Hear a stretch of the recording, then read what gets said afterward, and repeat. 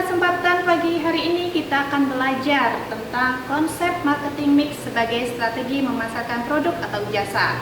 Sebelumnya perkenalkan, nama saya adalah Melinda Rahma Arulia, saya guru KIK di SMK Penerbangan Adi Sucipto. Dan saya pada pagi hari ini ditemani oleh Saya Almira Farunisa dari kelas 11 Electrical Avionics. Oke. Nah, sebelum kita bercerita tentang marketing mix, strategi pemasaran. Nah, masih ingat nggak kira-kira pemasaran itu apa? Jadi pemasaran itu sebuah kegiatan pemasaran yang mempromosikan produk atau jasa kepada konsumen. Oke, benar. Jadi kita berusaha mempromosikan produk atau jasa, tetapi kita tidak fokus untuk mempromosikan saja, tetapi kita ada juga yang pertama adalah merencanakan, baru mempromosikan, juga mendistribusikan. Karena kalau barang dipromosikan dan saluran distribusinya tidak tepat, konsumen akan susah mendapatkan produk itu.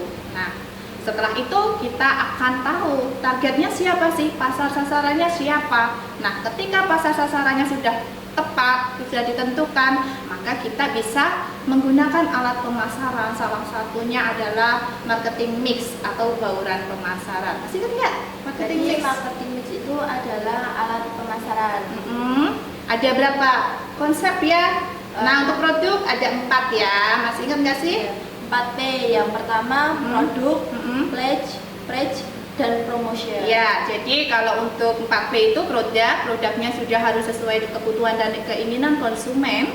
Pledge itu berkaitan dengan saluran distribusi agar konsumen mudah mendapatkan barang kita. Terus ada price, harga itu kita harus sesuai dengan kualitas, juga sesuai dengan standar pasar. Yang terakhir adalah kita harus melakukan promosi dengan tepat, baik itu online ataupun offline. Adapun kalau jasa sudah enggak 4P lagi, tapi ada 7P, ada people, ada proses, dan physical evidence. Jadi kalau selanjutnya ada manfaat marketing mix. Yang pertama, memahami kebutuhan pasar. Ya, terus ya selain itu juga dengan marketing mix, ketika pasarnya sudah kita ketahui, nanti kita akan bisa menentukan strategi pemasaran yang paling tepat itu yang seperti apa, sehingga kita juga bisa meningkatkan daya saing bisnis, mengoptimalkan penggunaan sumber daya, serta membuat keputusan lebih terukur.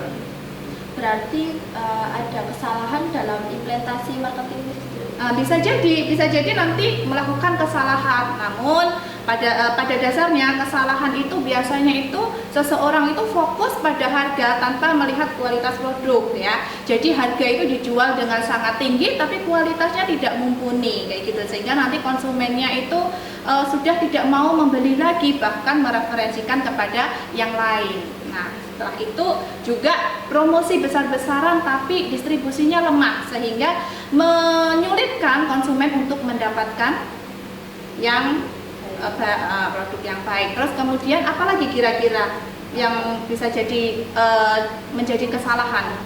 Tidak konsisten dalam menjaga identitas brand. Iya, tidak konsisten juga bisa, juga pelayanan pelanggan yang buruk, karena pelayanan pelanggan yang buruk itu nanti menjadikan konsumen itu enggan untuk mereferensikan kepada orang-orang terdekatnya.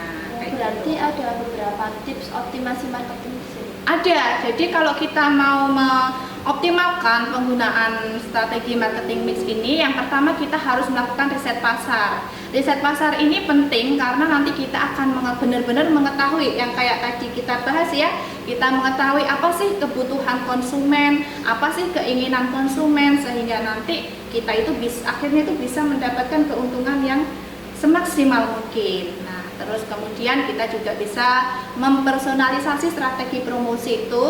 Terus kita mengikuti tren digital marketing. Nah, sekarang ini kan banyak tuh media sosial ya. Apa sih yang biasa kamu gunain kalau ini media sosial? TikTok Ya bisa, terus Instagram itu juga bisa ya. Nah, terus kemudian kita juga harus memperkuat aspek people dan proses. People berarti siapa sih orang yang melayani jasa atau memberikan produk itu, misalkan salesnya, atau kalau pendidikan itu adalah gurunya. Nah, itu kita harus memberikan pelayanan yang prima dengan tentunya proses berarti standar operasional prosedur atau SOP yang benar kayak gitu. Yang terakhir Kira-kira? Evaluasi dan inovasi.